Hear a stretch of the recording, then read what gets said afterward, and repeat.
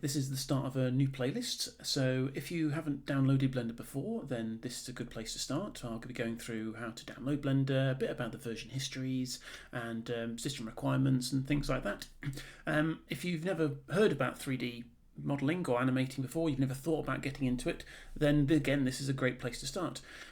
So basically in 3D games or animated films there's a lot of different elements to creating 3D models and animating them, and you don't really necessarily need to be good at art in the traditional sense to become good at creating 3D models and animating. And also you don't have to pay out expensive software for training to learn either. Blender is a free open source 3D creation suite. It's one program that allows you to do everything involved in making 3D models or characters and animating them, and so much more than that.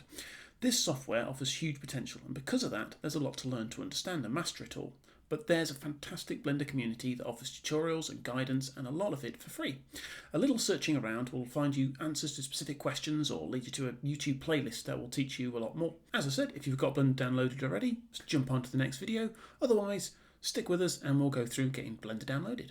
If you type Blender into your favourite search engine, once you've got past the ads for actual Blenders, then you get to this link for blender.org.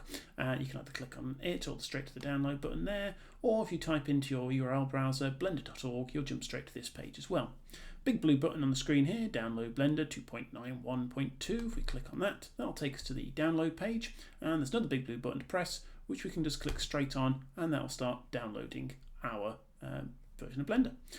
Yes, I would like to save that file. Thank you very much. I'm on a Mac, so the Mac version comes up here for me. If you're on a Windows or a Linux version, those ones should come up for you instead. If you wanted to download a different version, then that's your chance to as well. Once that program's downloaded, you'll then need to open it up on your computer.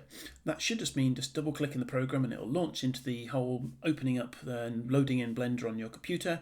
That'll be different for different systems. So for Macs and Windows and Linux, there'll be different sort of ways as operating systems handle it. So I won't try and teach you how to open up a program and install a program on your computer. I'm sure you know your computer better than I do. So just follow through the process and jump to the next video and you'll be good to go. If you're having trouble with the version you're on and you need to look into previous versions, or you want a little information about the long-term support and system requirements, then stick with us and we'll just go through that. To access previous versions, we can come to the Previous Versions tab up here.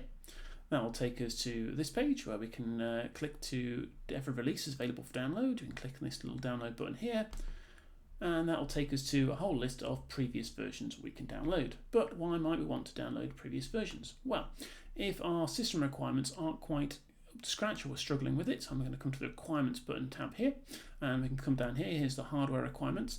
If your computer finds itself struggling, maybe you've got less than 4 gig of RAM, or your graphics card might not be as up to scratch as it needs to be, I would still recommend trying the most recent download anyway. But if you do find yourself it's either crashing a lot of the time or you're really struggling to sort of do a lot, then you might want to go back to previous versions. So if we go up to long-term support, we can see a little bit about previous versions and future versions that are planned to come out.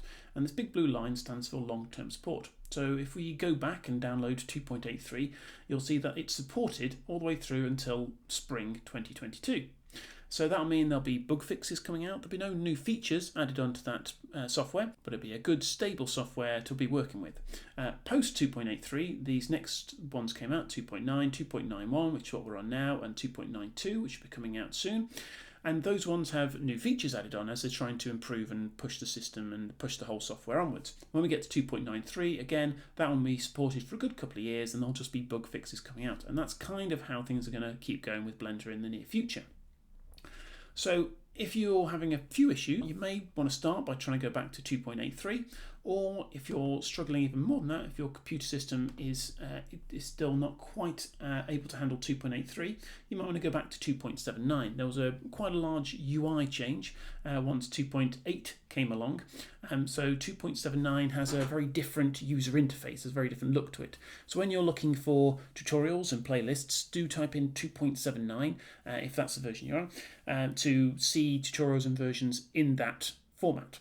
If you're beyond 2.79, if you've got 2.83 or onwards, then try and type in either 2.8 or 2.9 and the UI should look fairly similar. They don't move the buttons too much around too much after that point, but do be aware as new versions come out, occasionally things do tweak and change. Once you've got Blender downloaded and you've gone through the process of installing that software on your computer, you double click on the Blender icon and it'll open you up to this page, and that is where we'll start in the next video.